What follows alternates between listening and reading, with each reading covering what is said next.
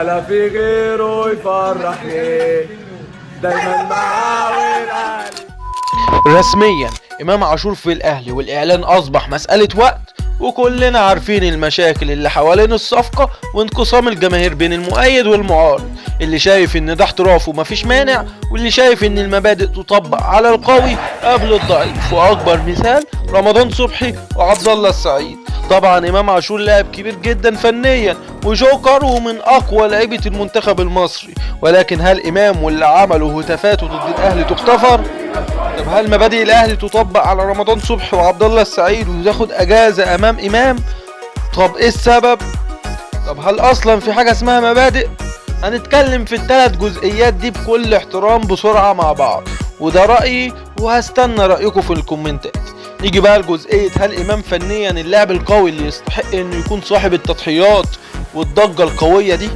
في وجهة نظري ايوه بكل تأكيد. لاعب سوبر يلعب باك يمين وباك شمال، وبيلعب خط وسط مهاجم وخط وسط مدافع، ولو طلبت منه يلعب وينج او مدافع هيأديها بشكل كويس جدا.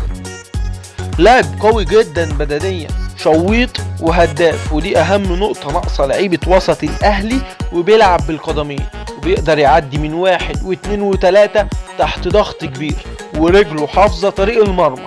عندك الهدف ده في مرمى الاهلي، ولكن هدف مش طبيعي من لاعب كبير جدا. فباختصار امام يضيف في الجزئية دي كتير جدا للاهلي. لعب مع الزمالك 108 مباراة، سجل 15 هدف وصنع 11 هدف. بيلعب بحماس وروح كبير وجرينتا قوية جدا، غير انه سنه صغير ولاعب صاحب خبرات دولية. لعب مع المنتخب اساسي وضد اسامي كبيرة جدا، ولعب في الدوري الاوروبي وكان صاحب هدف صاروخي في الدوري الاوروبي. فامام فنيا هيضيف للاهلي كتير جدا، ويكمل منظومة الوسط القوية للاهلي اللي صنعت الفارق في الفترة الاخيرة. نيجي بقى لتاني نقطة، وهي ليه الاهلي سامح امام عاشور بحجة انه لاعب كبير ومش قادر ينسى خطأ يرجع لعقلية لاعب زي عبد الله السعيد او رمضان صبحي، مع ان من وجهة نظري اللاعبين دي اخطائهم اقل من خطأ امام. هم حسبوها احتراف وتعاقد، واللي هيقدرني ماديا اكتر همضيله، خصوصا كانوا لعيبه كبار في الوقت ده وطلبوا منك رقم معين وانت اللي رفضت التجديد ليهم، عكس امام اللي سب واهان رمز الاهلي الكبير صالح سليم في شخصه، وسب الاهلي بشكل عام في جماهيره. طب هل اصلا في حاجه اسمها مبادئ في الكوره؟ ممكن بعد كلامي ده تشوف ان هقول لا، ولكن المبادئ موجودة في كل حاجة في الدنيا، لازم يكون فيها مبادئ واحترام وميثاق شرف في التعامل مع الاشخاص والمؤسسات.